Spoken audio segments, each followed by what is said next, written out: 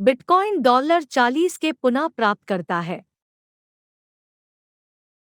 Bitcoin mining efficiency साल में 63% बढ़ी। सस्टेनेबल इलेक्ट्रिसिटी मिक्स 59% उछला। Bitcoin mining council Fidelity Investments pension fund के लिए बिटकॉइन की पेशकश करेगा। स्टैंडर्ड चार्टर्ड बैंक मेटावर्स में प्रवेश करता है। क्या लीडो इथेरियम को कम विकेंद्रीकृत बना रहा है? आज क्रिप्टो स्पेस में शीर्ष 5 कहानियां हैं। वीडियो के अंत तक बने रहें ताकि आप कोई महत्वपूर्ण अपडेट मिस न करें।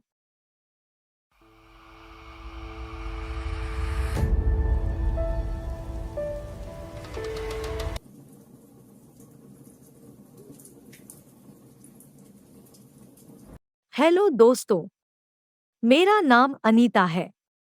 कॉन्स्टिस चैनल में आपका स्वागत है। क्रिप्टो करेंसी समाचार पर प्रतिदिन कम से कम एक वीडियो। हमारे चैनल को सब्सक्राइब करें और जब भी हम नए वीडियो पोस्ट करते हैं तो नियमित सूचनाएं प्राप्त करने के लिए घंटी आइकन दबाएं। बिटकॉइन $40 के पुनः प्राप्त करता है।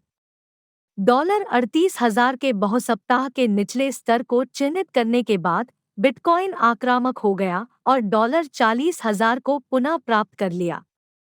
एलोन मस्क ट्विटर समाचार के बाद 33% की वृद्धि के बाद डॉककॉइन ने शो को चुराने के साथ आज भी ऑल्टकॉइन्स हरे रंग में अच्छी तरह से हैं।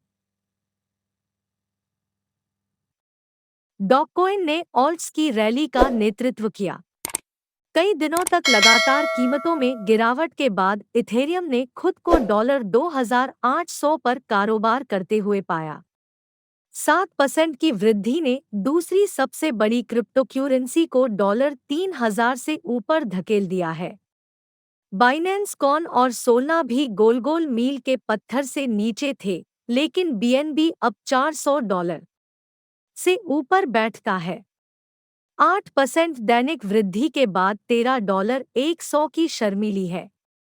कुल मिलाकर क्रिप्टो मार्केट कैप एक दिन में $100 बिलियन से अधिक हो गया है और $1.9 ट्रिलियन के करीब बैठता है।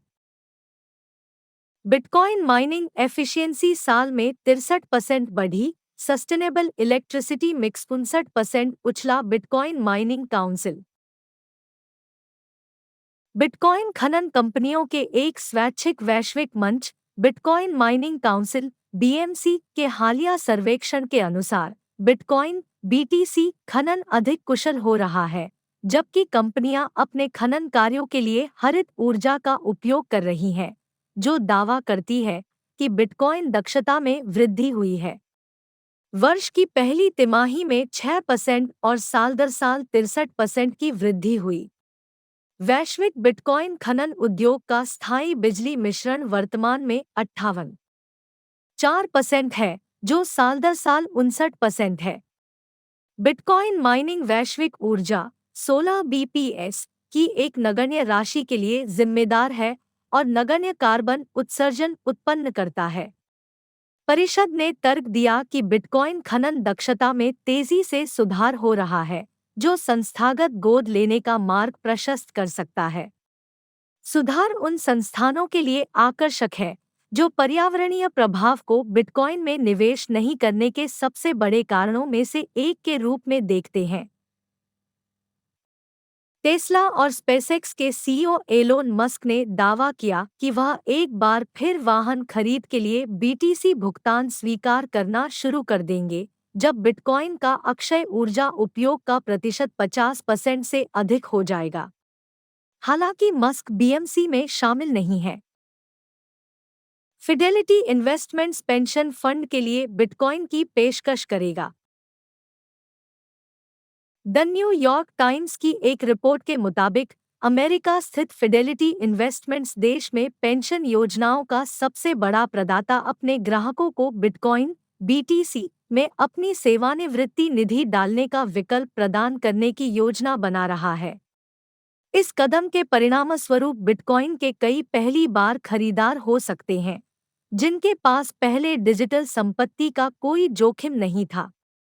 फिडेलिटी 401 के बिटकॉइन निवेश शुरू करने के लिए फिडेलिटी 2022 के मध्य तक निवेश विकल्प उपलब्ध कराने की योजना बना रही है, जिसमें 20% अधिकतम निवेश सीमा नियोक्ता द्वारा निर्धारित की जाएगी। फर्म की योजना खाते में 1% से कम संपत्ति को शुल्क के रूप में चार्ज करने की भी है। क्रिप्टो पर अमेरिकी श्रम विभाग का विचार। अमेरिकी श्रम विभाग ने अभी के लिए पेंशन योजनाओं से क्रिप्टो निवेश पर प्रतिबंध नहीं लगाया है। पेंशन फंड और क्रिप्टो। ऑस्ट्रेलिया का 5वां सबसे बड़ा pension fund Queensland investment corporation QIC crypto space में निवेश करना चाहता है। स्टैंडर्ड चार्टर्ड बैंक मेटावर्स में प्रवेश करता है। स्टैंडर्ड चार्टर्ड बैंक ने मेटावर्स में प्रवेश किया।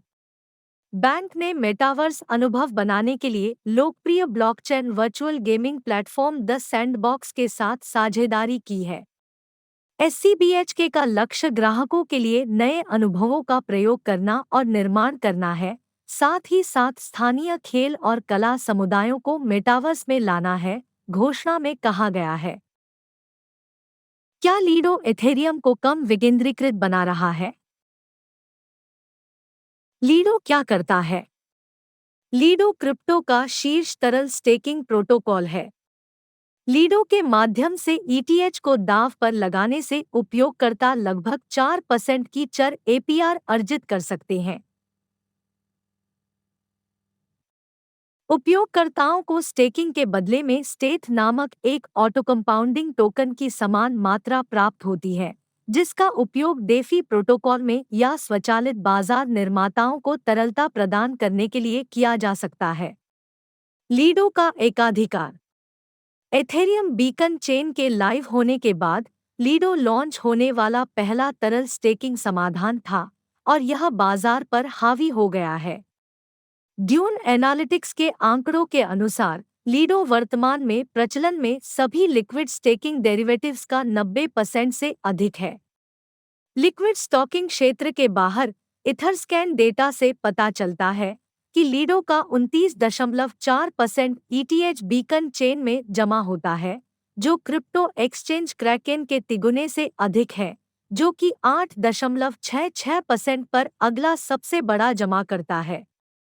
क्या लीडो इथेरियम के लिए खतरा है? बीकन श्रृंखला में जमा किए गए ETH की मात्रा दिखाने वाले हालिया आंकड़े बताते हैं कि नेटवर्क के प्रूफ स्टेक पर स्विच करने से उन पार्टियों की संख्या बढ़नी चाहिए जिन्हें उस पर हमला करने के लिए साजिश करने की आवश्यकता होगी। इसके अतिरिक्त लीडो का विकास अंततः विकेंद्रीकृत वित्त के विकास से जुड़ा है।